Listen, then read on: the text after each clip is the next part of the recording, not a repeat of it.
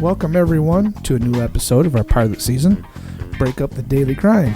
My name is Ben, and my co-host Corey is sitting across the table. Corey, how's your week been? Yo. My week has been straight fire. Sometimes your intros. Skip me. Right on point. So today we have my buddy Matt. He's back for a second round to help us with our topic. Matt, I'm glad to see that you agreed to come back.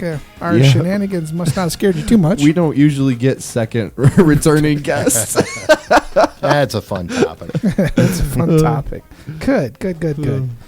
So today I'd like to let you know this episode has been brought to you by DJManLive.com. J-Man's passion is to make your event unforgettable. Check him out at DJManLive.com. That's DJManLive.com. Tell him Ben and Corey sent you. That's how we pay the bills. So before we get started with today's topic, you guys all know what time it is. We do this at the beginning of every episode. This is going to be our bad dad joke section. Let's go. So, all right. So, number one. When does a joke become a dad joke?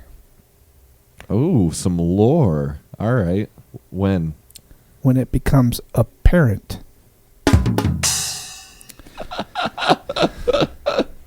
What's blue and doesn't weigh very much?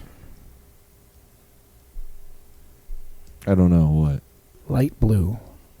Okay, that's dumb. That's dumb as hell. What? Did you know that I was named after my dad? Oh, really? Yeah, because, I mean, it's kind of impossible to be named before my dad. Get out of here. Ben, you're officially fired. Yeah. Boy. Yes. I like it. Freedom. Okay, last one. Did you hear about the indecisive rower? I did not hear about the indecisive rower. Yeah, he couldn't choose either or. Okay. I like that. Like that one? Yeah, that one's good. I like that one. Well, I'm glad that put a smile on your face, and I hope it put a smile on everyone else's face. You really do a good job at saving like the best of the four for last. I always look forward to the fourth one. The fourth one's always a banger. I try. Sometimes they're more than just that, but hey. So with that out, now we can get back to round two. Oh, of conspiracy theories, right? Don't get it too close. That'd be copyright infringement.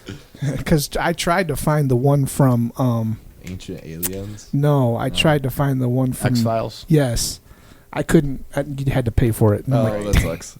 I couldn't find something close enough. I think you got like 8 seconds or something. Yeah. I was like, I can't. You couldn't get anywhere close. I was like, man, that would have been perfect. Oh, maybe I can find something. I might take a look, see if I can find something. Just make sure there's no copyrights. No, we're good. We're good. Yeah. I'm good at that stuff. Do it on your guitar. Oh, that would be cool. Right. Yeah? Yeah. Yeah. Do a little snippet. Okay, so I want to remind all the listeners to let us know your favorite and or best dad joke is. Send us a message on Facebook or YouTube.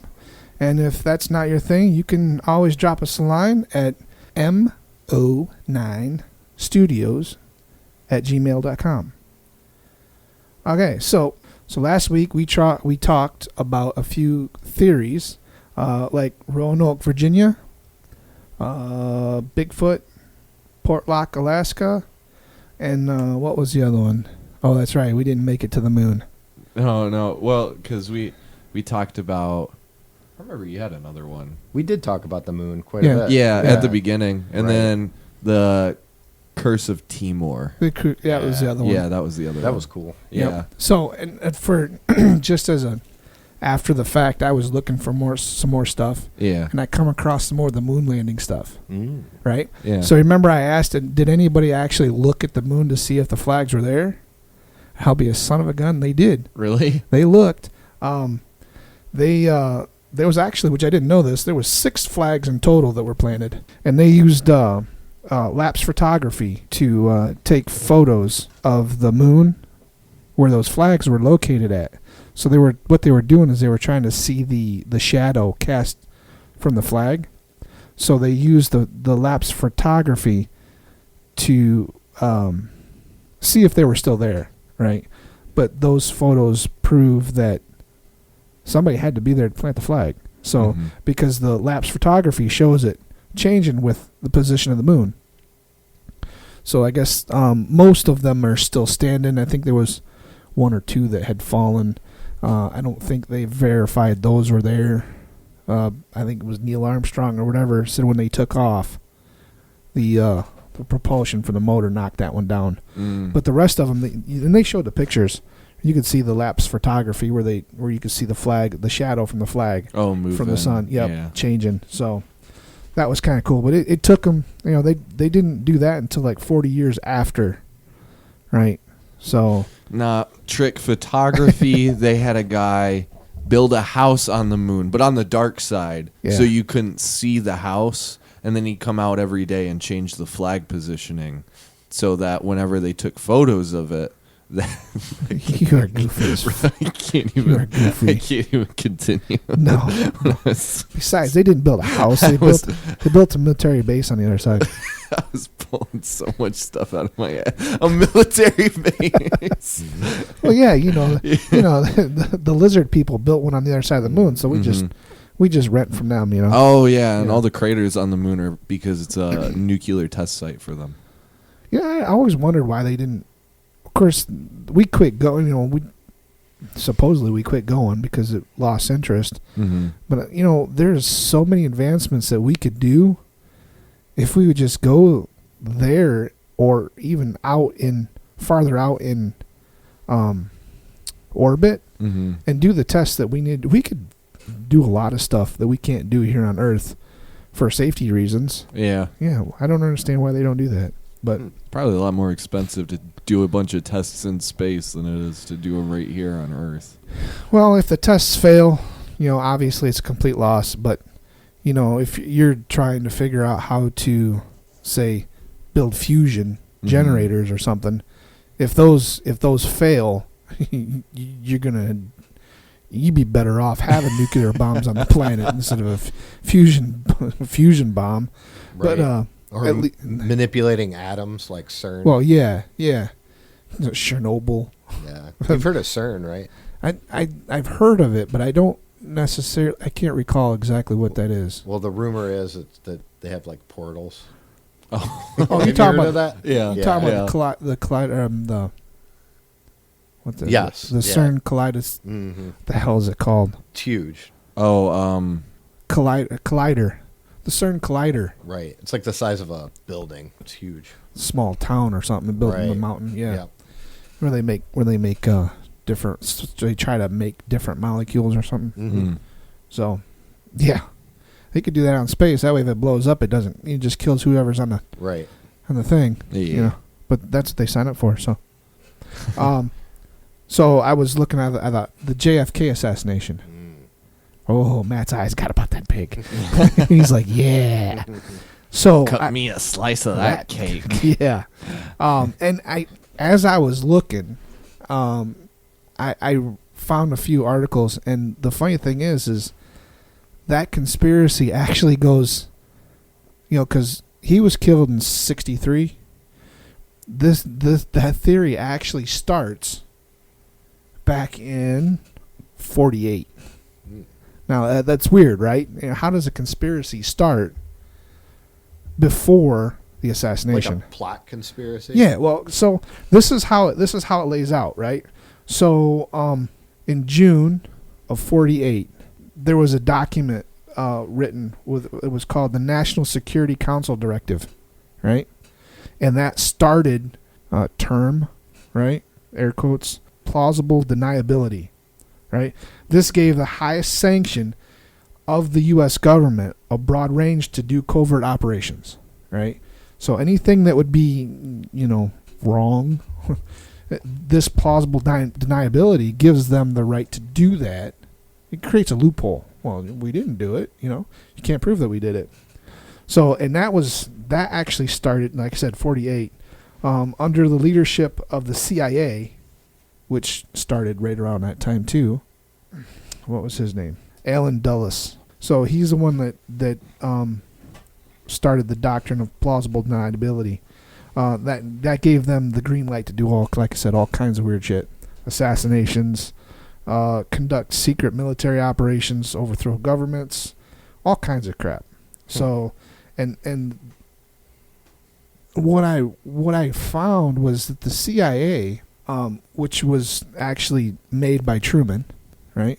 He made that group for the sole purpose of getting all available information to him, and it didn't matter, how he got whatever he wanted, and that creates a little bit of power vacuum, power surge, right? Because the CIA has the ability to work outside of federal laws. They're not actually even part of the government, right? They are actually like a private company outside of U.S. government rules. So they can do all kinds of funny stuff and not have any repercussions. Yeah, because it's all under that document with plausible deniability. If you take that kind of information and you fast track it to 63, right? So the CIA actually kind of, from what I was reading, it looks like the CIA actually set Kennedy up for a failure at the Bay of Pigs. Okay? So he was mad about that because it got messy. So he said that he wanted to splinter the CIA into 1,000 pieces and scatter them, right? He just wanted to tear it apart. He set up rules to cut their funding. So he cut the CIA budget in 62 and again in 63. And it was aiming for a 20% decrease in their funding, which, 20% don't seem like much. But when you're talking, they probably have a budget of billions of dollars. That's a lot of a lot of green. Of course, the CIA doesn't. They don't want that. Then you kind of go into the Bay of Pigs and the Cuban Missile Crisis and all that stuff. That all happened right after that, right? Mm-hmm. Come to find out, there was several secret powers that were pressuring Kennedy and Russia, right, to actually go to war. So Kennedy does something that's completely out of context, right? He does something that he's told not to do. He actually reaches out to Russia. He goes, "Hey, dude, we don't want to go to war. That's not. He goes, "Help me stop this shit from happening." Was that Gorbachev at the time? No. Actually, Gorbachev was more in the 80s, right? Yeah, I think so. No, I guess I didn't write down his name. I couldn't have pronounced it if I wanted to anyway. So right. Yeah, so he didn't want to go to war. So he reaches out to Russia. He goes, "Help me stop this from happening." Right? Or a little more focus on it. He made a lot of big moves when it come to laws and stuff. In 61 to 63, he did a lot of stuff. He pulled out of Vietnam, which, a lot of people, they didn't, the people wanted it, but, government didn't want that. He also, which I didn't know this, he also closed large contracts of steel companies. And he closed the large steel companies. He actually closed those contracts and then divided up against smaller companies. So, are you talking military contracts? Yeah, government contracts for steel, tanks, tanks, buildings, whatever the government wants steel for. So he did that, and then he banned tests on nuclear bombs, and you said something about this too, which I didn't know, but he also had a joint venture. He was trying to do a joint venture with Russia to land on the moon, and that was like, you're trying to make friends of our enemies. Right, it was a competition. Right. Well, and it was risky. He also had meetings with China. So he was deliberately making meetings with all these other countries that are supposedly our enemy. Well, because they're communists. Yeah. Yeah. And the rest of the government didn't like it. Yeah. Right? That's treason. Especially with how terrifying it was to think about communism at the time too. Yeah. Right. And any hint of like associating with like China or Russia is that's a big no-no. If the president's associating with these two, what's that look like for America, Yeah. Is communism on the way in right now? Like you could spin that in all sorts of Right. Probably all based on monetary reasons too. Right. And you take some people that are like the CIA, who's the CIA and the FBI and all those other groups that they're trained to think, to expect the unexpected. Okay, where's he going with this? Blah, blah, blah. And this is what it looks like. So they jump to conclusions. So, but JFK tries to be a peacemaker in this whole thing, right? And that makes a lot of people nervous and scared. And he knew it. He knew what he was doing, and he knew what the repercussions were. As a matter of fact, there was also a quote that I found that he told Jacqueline Kennedy, right? He said, if somebody wants to shoot me from a window with a rifle, nobody can stop them. No. Right? Yeah, I'm like... That's wild. Yeah. I didn't know that. Yeah, and I guess that was made just days before his assassination. Interesting. Yeah, so... I don't know. I don't know. I don't think that Lee Harvey Oswald, I don't think he was necessarily... I would almost bet that he was not working alone, right? No. Because I also found out that he was actually a Marine, right, for quite a few years. And he actually defected to Russia and turned to Marxism. So, I mean... But a good conspiracy means that he defected and become a Marxist, which would put the crosshairs on Russia. Right. Was that just made up? Well, that's what the CIA does, right? It's covert. Fabricate stories. Fabricate. So he could have easily, that part of whatever happened, they could have easily pulled him out of wherever he was at, said he defected, set him up, and went from there. Mm-hmm. And that would have been the cover story. Nobody would have been the wiser. Right. Yeah. So I don't necessarily believe that, because the story was, well, Lee did it, he was all on his own, Russia didn't have nothing to do with it, and I don't necessarily believe that they did. Well, it doesn't really make sense because he was trying to work with them. Right. So, right. And I don't think a lot of people knew that. Right. A lot of people probably didn't know that he reached out to Russia. He reached out to China. He's like, look, I'm getting pressured to make these moves. And with whatever you're doing is going to force me to do those. And I don't want to do that. Right. Let's not. He basically gave him a heads up. Yeah, let's not have a World War III. Right. Right? Let's miss this one. And it really worked. So I don't know. And here's and if you want to kind of put the rest of it in perspective here too, Jack Ruby, which was the man that shot Lee Harvey Oswald, right? Only 2 days after.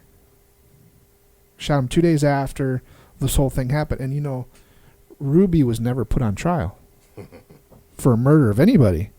If you met somebody at the courthouse and shot him, you're going bye-bye. Yeah. This guy didn't do anything. He says, well, he was incompetent to stand trial or some horse shit kind of excuse. But I mean, that just, with all that kind of information, it's like, well, that just makes sense, right? It's super sketchy. Super sketchy. Now, did the CIA do it? I don't know. Will they ever tell us? No. I mean, that's the whole good thing about a conspiracy. If you can do it and never get caught, the hell would you admit to it? Yep. But a lot of this stuff was all redacted. But it's so old, and I believe, and I can't be 100% sure of this, but I think Trump was actually the one that released some of this info. I think he declassified it. He declassified a lot of stuff. Yeah, so it's still a lot of it was probably redacted. but there was probably a bunch of it that wasn't. Like right? it's inadmissible, but it's out there now. Yeah, that nobody's going back and say, oh, well, so and so did it. Well, the people that did it are probably not alive anymore anyway. Yeah. Right. So they're like, well, you know it, but yeah, we just won't worry about it. Yeah, that's some crazy. I found some other stuff too. I'm thinking, man, the CIA is hooked into a lot of this stuff. Yeah. Well, think about like crack in the 80s. That was rumored to be the CIA's fault. Right. Because they were trying to send weapons to the Contras. Right. Remember that? It was cocaine. It wasn't crack. It was cocaine. Well, yeah, it was cocaine, but then the people in California turned it into crack. Right. Yeah. I heard a story. The company that does the bananas and stuff that you see in the store all the time. Right. I forget what their company is called. He's probably thinking of Chiquita or something. Yeah, Chiquita. So they had plantations down in South America. That's where, and they outsourced out there because they could pay their workers like nothing, right, and make them work like all day and all night. Yeah, exactly. Yeah. But slave labor. Yeah, pretty much. And they started revolting and going on strike, and all they wanted was 6-day work weeks instead of 7, and like a 20-cent pay raise and access to like better medical on the job, because it was like a really like strenuous job that they were doing. And so the owners of these plantations were like, oh, well, let's spin this to make it look like they're trying to support communism. And that's what they're protesting about, and that they're trying to push for communism down here on our banana plantations. And so they called up the government, and I assume the CIA, because they're the ones that deal with the international stuff. Yeah. And they sent someone down, and they slaughtered all of them who protested. Oh yeah. And then they didn't have another protest for like years after that. But they're like, give us the names of the leaders, and everyone else lives, like the protest leaders. And so they got them, and then they just decided to kill everybody who was involved at that point. And then that same banana plantation bought more land up, but this time it was like in like the southern part of Mexico. Right. They ended up owning more land than the actual country that they bought the land from at the end of the day. Right. And so the leader of that country was not happy about it. And so what did they do again? They called up Big Daddy government and they just decided, let's just not deal with this, and they toppled that entire government anyways. Right. And so they didn't have to deal with it. So yeah. There's always some shady stuff going on. Oh, there is. And it always seems funny that unfortunately the CIA in the United States seems to get pulled into that shit quite frequently. So do you guys know there's a Bermuda Triangle in Lake Michigan? In Lake Michigan. Mm-hmm. Well, that's interesting. So basically it goes from, let's see here, Ludington to Manitowoc to Benton Harbor, and then back to Ludington. Well, I know where Ludington is. I'm thinking like Manitowoc. There's the triangle. Okay, so from almost down by Chicago. Right. Or Holland. Holland is down there too. Yeah. South Bend. Yep.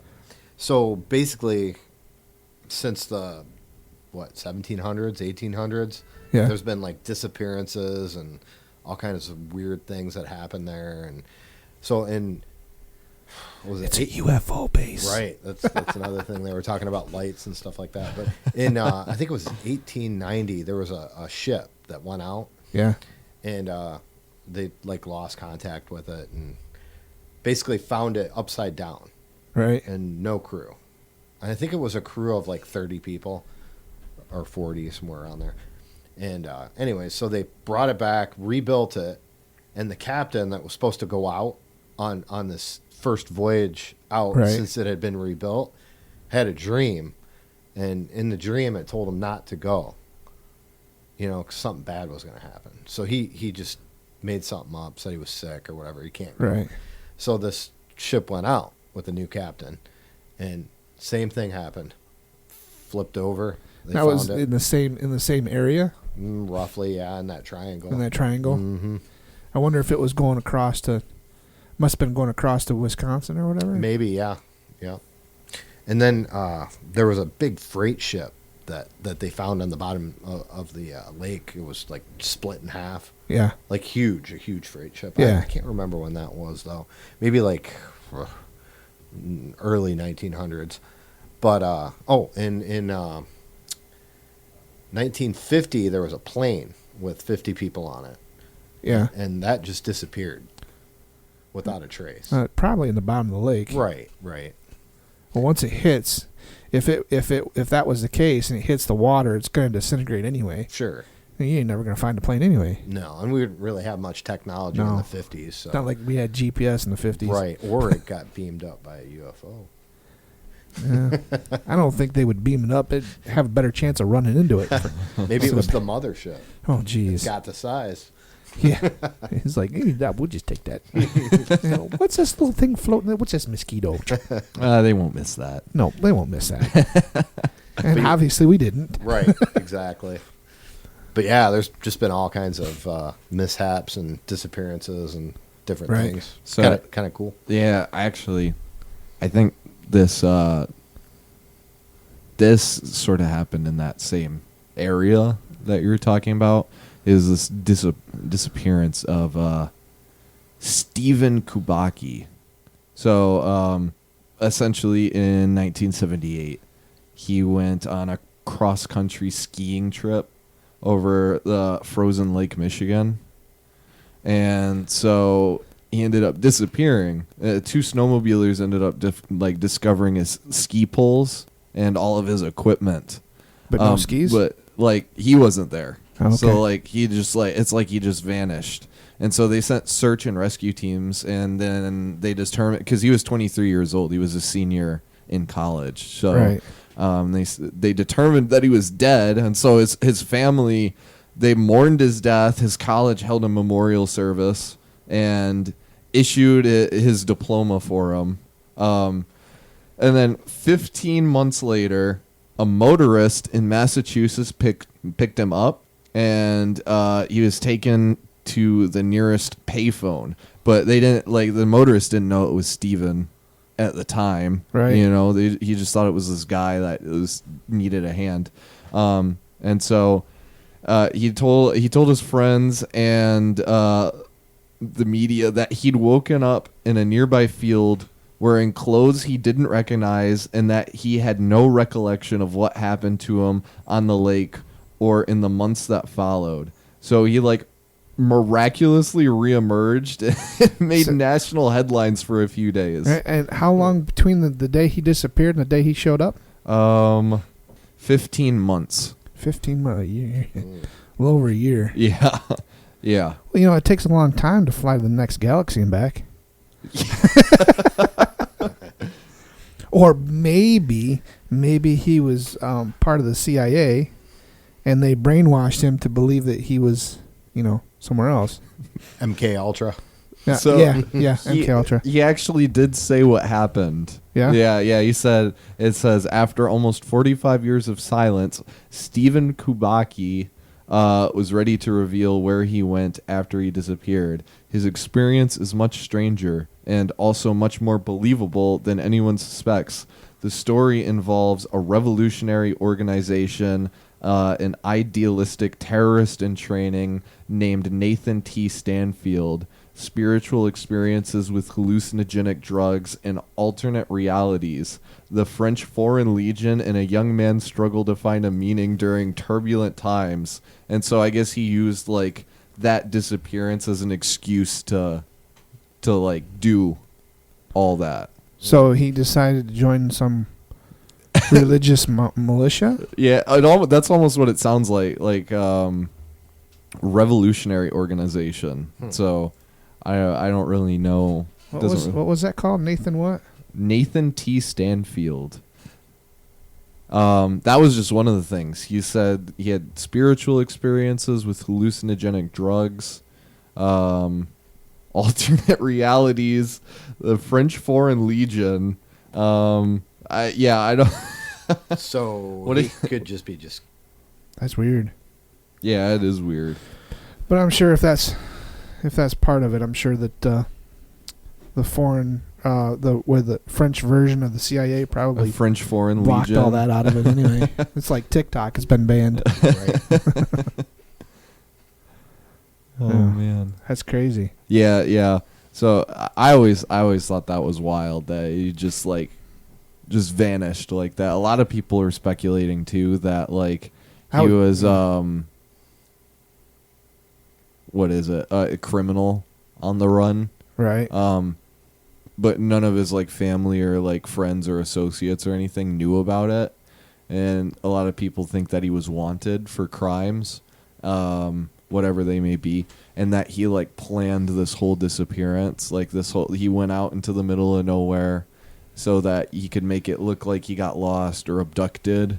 I was thinking he fell through the ice. Yeah, right. That was another thing too. Is the snowmobilers that like came across when they found his stuff. That was the first thought that had crossed their mind when they went to authorities was that maybe he fell down one of those crevices, a pressure crack in the ice. And because Lord knows I've hit those on snowmobiles, and I tell you what, yeah, you want to make your sphincter pucker real fast. Hit a pressure crack in a big lake like that. The one I hit was on a smaller lake, inlet lake, but a massive lake like that, it could easily be open water when you hit it. Oh, right? Yeah, if you fall in that, you're not... Done. Yeah, you're not getting out. Yeah, hypothermia is going to kill you before you even get a chance to get out of that water. Those things, you know how deep those can be? Yeah, well, it's Lake Michigan. It's deep. Yeah. Right. But once you get... It doesn't matter how deep it is. Once you get under the ice... Because it's going to, Oh, no, I was thinking about... Takes you. I was thinking about one of those ravines that you can fall into. You're talking about crevice? Yeah, that's what when like hikers who go up mountains and stuff, it's something you got. But that would be like that'd be more toward glaciers. Yeah. Not toward an open body like a lake or something. But I don't even know. You get out far enough, I don't even know if Lake Michigan even freezes, does it? Will it freeze all the way across? Yeah, it'll freeze all the way across. I mean, if it's cold enough, I guess it would. It has to, because like animals and stuff would cross over from. Well, I think it might freeze in spots. Yeah. But I don't know if it would constantly consistently be one big sheet of ice. Because I know, like... I feel like it would, because, it's not really the fact that it's like wide. It's just... how deep would it freeze? Yeah, but you get out that far, the wind is going to keep the water moving, so it doesn't freeze, right? Because it keeps it in motion. Now it might freeze, 3, 4, 5, 6 miles from shore. It might be a solid ice, right? And it doesn't say that he was out in the middle, did it? No. It just said he was out on. He was ice, out, and I assume that's probably like the border on the water, Right. Yeah, because you go out 4 or 5 miles to be solid ice. Yeah. But you get out that far, if you hit a thin spot, you could easily go through. Oh, yeah. Once you go through, you start... hypothermia sinks in a matter of minutes. Yeah. If you're not ready for it, you may not even think about how to get out. Yep. And even if you get out, you still might die because you're out in the middle of nowhere, soaked. Right. So, at that point, if you don't get up on top of the ice, you're as good as dead anyway. Mm-hmm. And if you do get up on top of the ice, at least they'll find the body. Right. Yeah. I mean, unless a wild animal gets it first. Yeah, but you would still have, that'd be pretty big. I mean, I guess if it drug it far enough. But I don't think you're not going to find those kind of predators on the ice that far out. Because there's not really anything, unless they're trying to get across the lake. Yeah, I assume they're not looking for food at that point. Right. And if you're frozen... probably not going to mess with you anyways. No, they don't. I don't think they care about it. You know what? It's a slushy. It's like they chew it up. Hell, my dog chews on big chunks of ice on the backyard. You remember Daisy with the poopsicles? She would love to eat the frozen ones. Ugh, sick dog.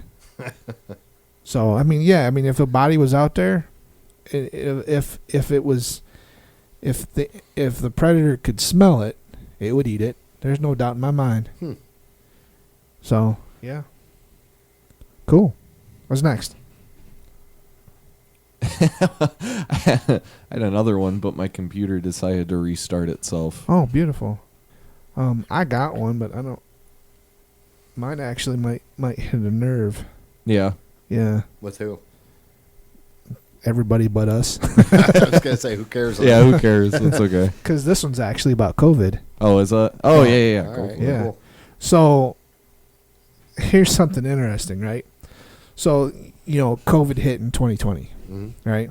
And they're like, well, it's a natural phenomenon, right? A lot of. I'm not gonna say it was government, but a lot of media said that. I mean, I guess governments over there said it was a natural phenomenon that come from this and that and whatnot, and the media said, oh yeah, this is but actually there was a lot of information where that actually came from, and anybody who follows this kind of subject would probably have heard of the Wuhan lab in China, right? They said, well, it's not that kind of lab. It's not that we don't do that kind of stuff. Well, come to find out, the Wuhan lab is classified as a gain of function lab, right? So the gain of function lab means that they take natural viruses and stuff like that, and they genetically manipulate it to see what it can do, to see what it does, right? Yeah. Now, whether they're trying to do it to eradicate, destroy, vaccinate, or turn it into something a lot more deadly, like a weapon. Yeah, that's hearsay, right? Yeah. Right. But that's what those kind of labs do. Now they said that a lot of people says, well, it's all China. It's all China. Well, guess what, buddy? Fauci. Well, not necessarily him, but the United States actually not only helped build that lab, but they were funding that lab for years, right? Before that got out. Well, Fauci was a part of it. Yeah, Fauci was part of a subsidiary of. He's still linked to it as well. Right. He was the head of a subgroup. I think it was called USAID or something like that. But that was part of the National Institute of Health, right? So he wasn't he wasn't at the top of the food chain. He was like right smack dab in the middle, which makes him an excellent scapegoat. Right. So the NIH was funding this lab, right? And they were funding more than $1.4 million a year would flow into that lab for the Wuhan project, right? And Dr. Lawrence Talbach acknowledged later, after all that stuff kind of got out and they kind of swept it underneath, swept it out of the media, acknowledged that lab was a gain of functions lab, research lab for bats and coronaviruses, and they used that coronavirus from the bats, and they modified it with SARS and MERS. So they added that into that, and what that did was made it contractable to humans and made it highly contagious. Right. So because the bat coronavirus was not transmittable between bats and humans in that stage. But when you take something like that and you manipulate the DNA of that virus, it you get something that you can't control very well. Right.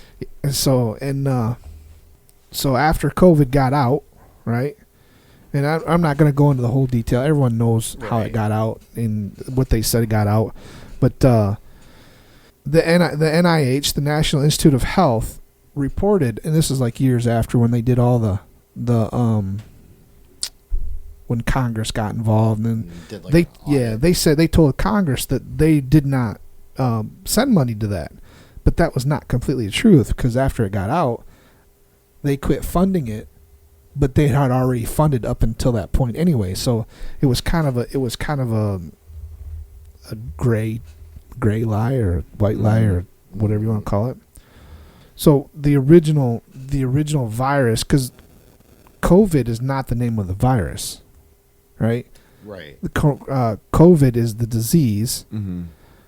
And even some of the, depending on what website that you looked at, even coronavirus is not the name of the actual virus.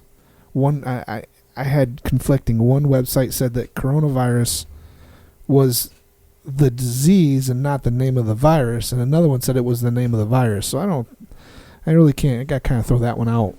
But isn't it like SARS? Well, see, the one that actually originally caused COVID or coronavirus or COVID-19 or whatever you want to call it was actually SARS, SARS -CoV -2. Yep. That's the actual name of it. And SARS has been around for forever. Right. Which actually, SARS was actually designed, from what I was reading, from another gain of function Nice. lab, also in China, like up and down around the corner. Wow.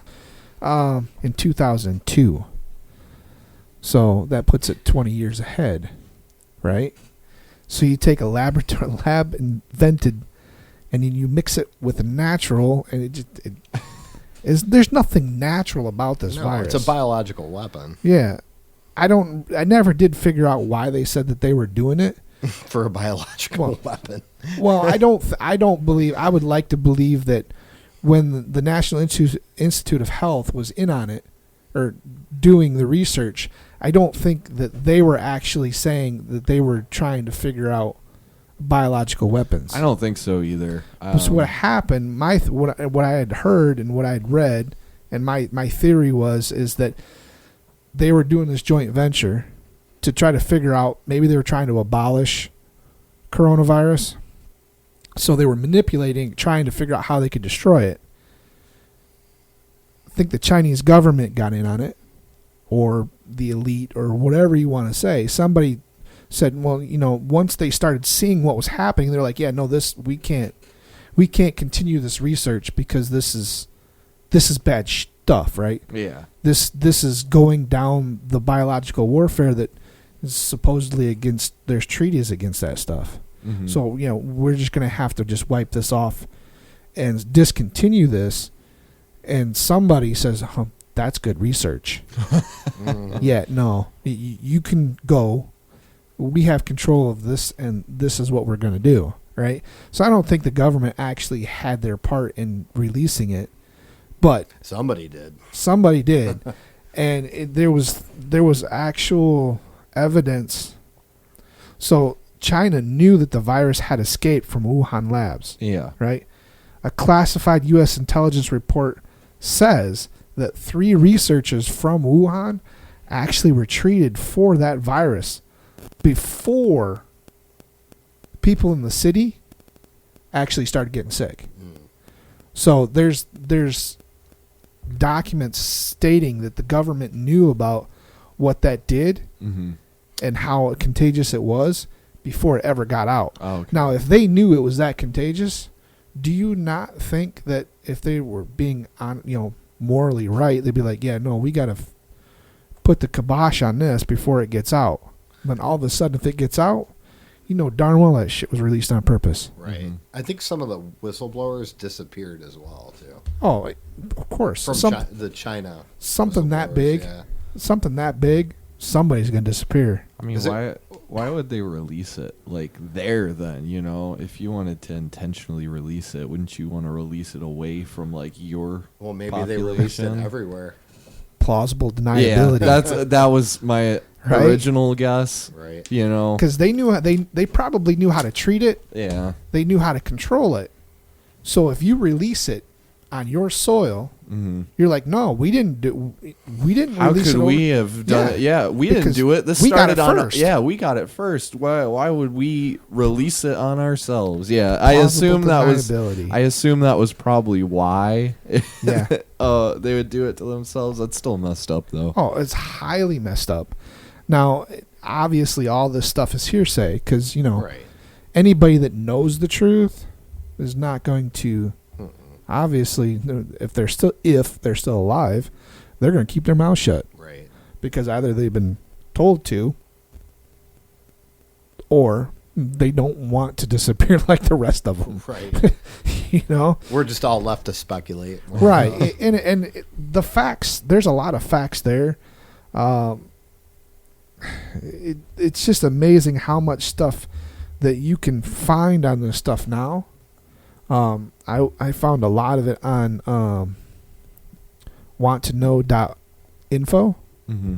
Was the website that I got a lot of this stuff from. Yeah. And there's so much reference on that website. It would take me years to read it all. Well, they kept a lot of it quiet. Remember, for a couple of years, you couldn't even talk about it, like on YouTube or any of the social media platforms. So. Right. Yep. And they were always blaming somebody. Right. So. Hate to spread misinformation. The problem is the actual information was never released, so that's all you had was misinformation. Right.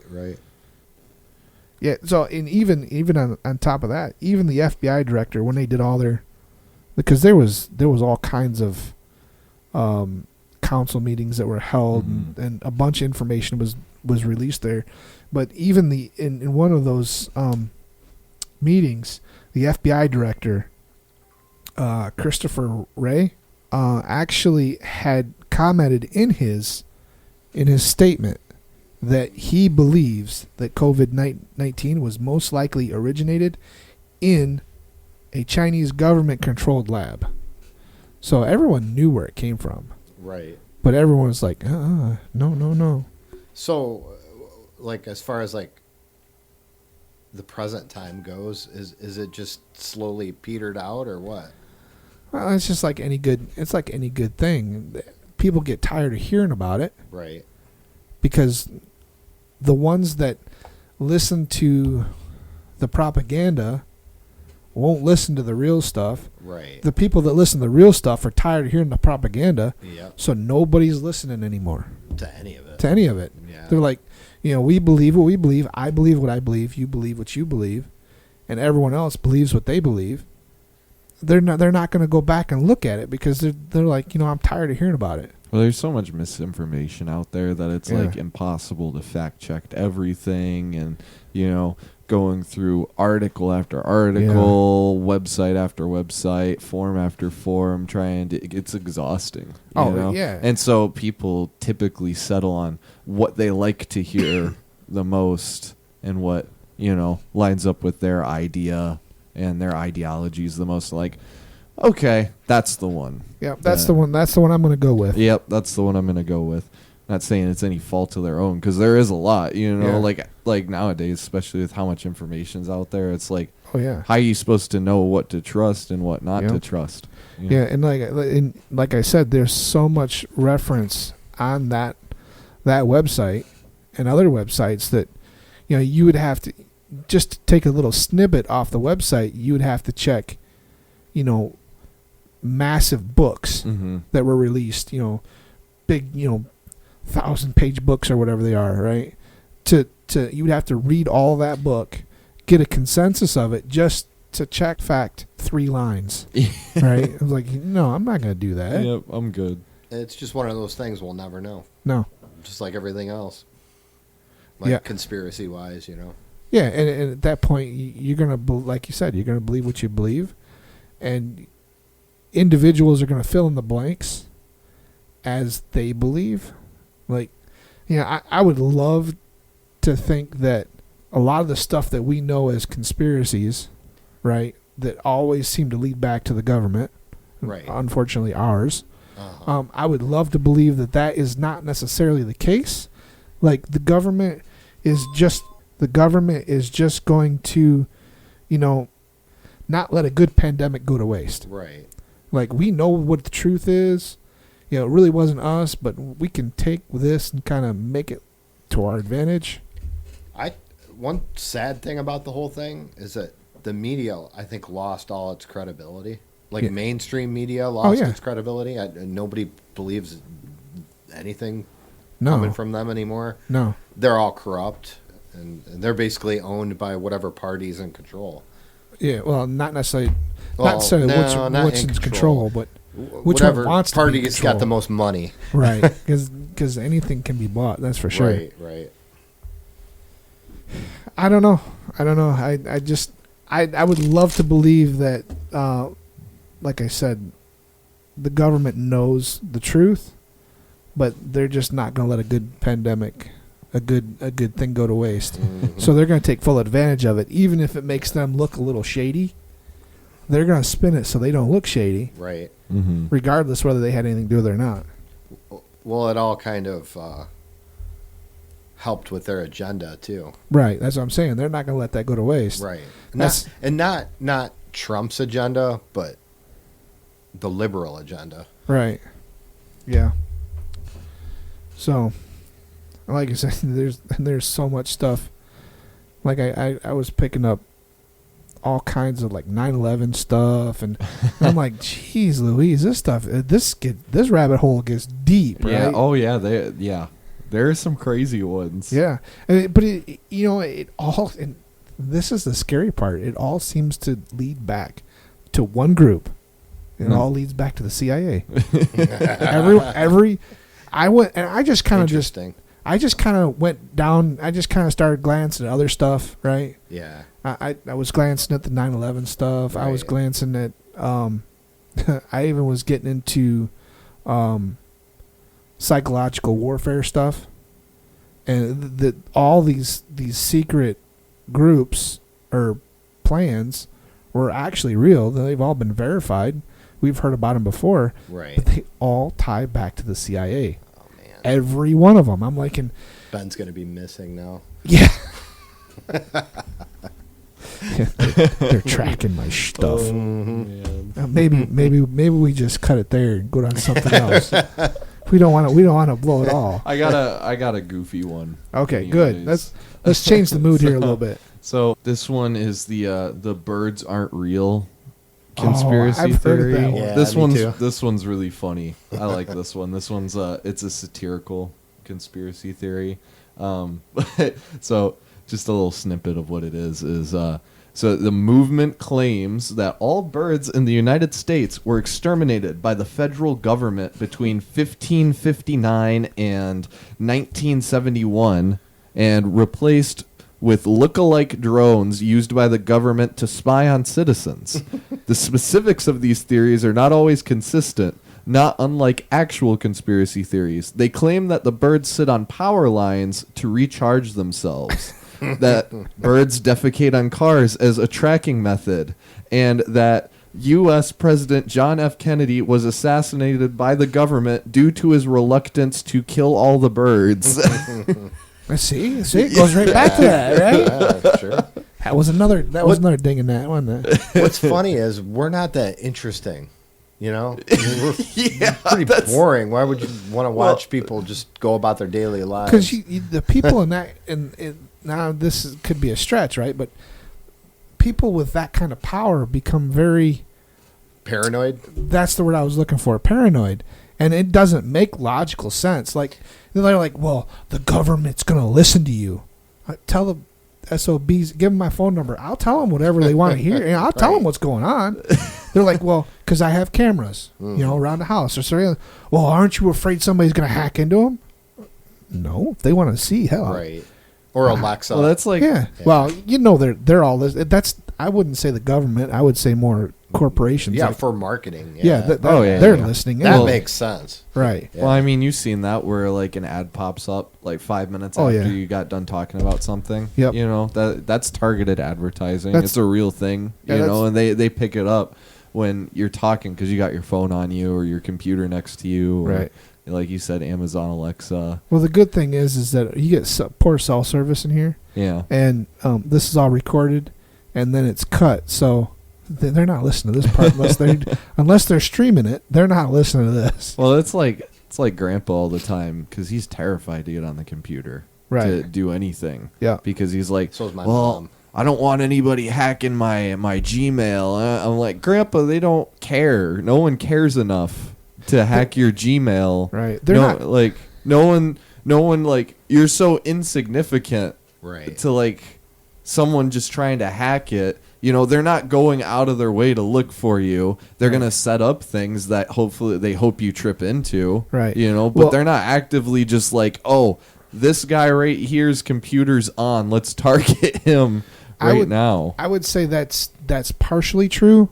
I would say more toward as of like government and businesses. They're not targeting that.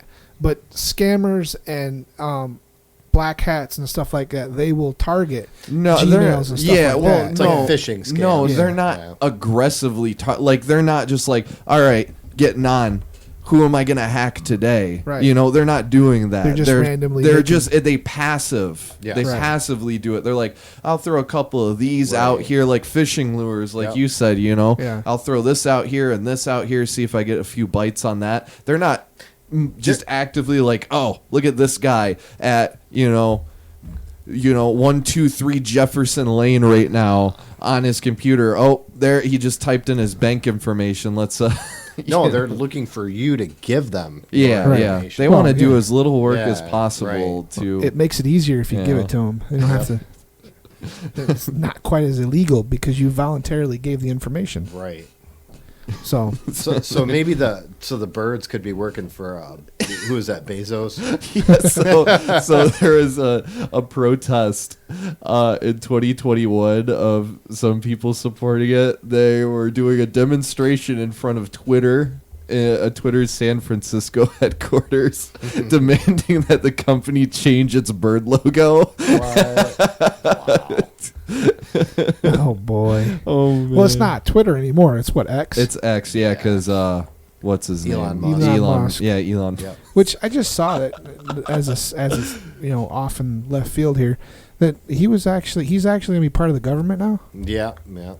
So right now he's currently getting flamed online by a ton of people because there's this game that came out called Path of Exile 2, and he claimed, because he has such an ego problem, you know what I mean? He always has to be the best at everything. And this is the same. He claims he's like this pro gamer who can like do anything and be the best at any game. And so the theory is he hired people to play this game to get him to the top of it. He didn't make it. Whoever was running the account died at the 6th place spot. So he never made it. But there was one day where he streamed himself playing the game. He had no idea what he was doing. He was just saying whatever he thought people wanted to hear. He clicked on the same button, like this place on the map. Everybody who's like at that point I don't know what's happened. That was weird.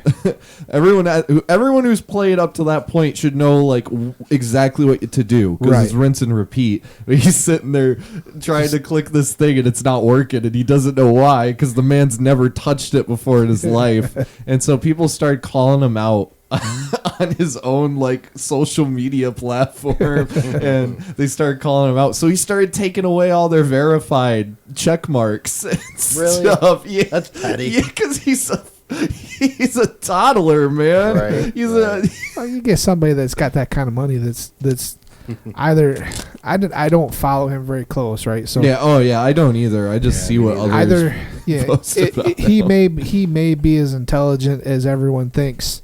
I don't know, because just because you're head of a company like that, a tech company, doesn't mean that you're necessarily the brains behind it all. No. Right. When you have money, you hire the smart people to think for you. But I don't necessarily think he should be involved in the governmental. Yeah, it was. I keep seeing like the Department of. Some of the government officials were making fun of it, like, "Oh, who should I be answering to now? President Musk?" Because he seems like everyone's saying like every picture, piece of media that they've been seeing Donald Trump in lately, he's been like right next to him. Yeah, is he part of the Department of Government Efficiency? Yeah, he's going to be like the head of that or something. It's got a lot of people on edge because they're these people that are running these like multi-billion-dollar companies should not have like these types of positions. I do like RFK Jr. because I think he's going to be the head of the health. Yeah. I heard that somewhere. He's actually pretty cool. He's got some good good views on things. Well, yeah, he would have probably made a good president. Right. If they hadn't have shot him down. If they hadn't have shut the door on him. Right. So, okay. We'll go ahead and wrap it there. And with that, Corey and I would like to say thank you to all that stayed to the end of our discussion, no matter how crazy or absurd or philosophical it was. We hope that you enjoyed it, and we hope that you see us stop by and listen to us next week for, we're not sure which topic, for more conversation anyway. And remember to like us on... like and follow us at Break Up the Daily Grind on Facebook and YouTube. And we are on Spotify, which I think most of our listeners are listening from. You can leave us comments, give us new ideas. We would definitely like to hear from you for sure. Yes. I would also like to, again, special thanks to Matt. Matt, we extremely appreciate you coming and hang out with us. I know it's been an exciting adventure. And we appreciate your words of wisdom. No problem. Thanks for having me. Yep. And with that, we would like to leave you with the thought of the week. Success is not final. Failure is not fatal. It is the courage to continue that counts. Winston Churchill. Yeah, and with that, we will see you next time. Later, skaters. Bye.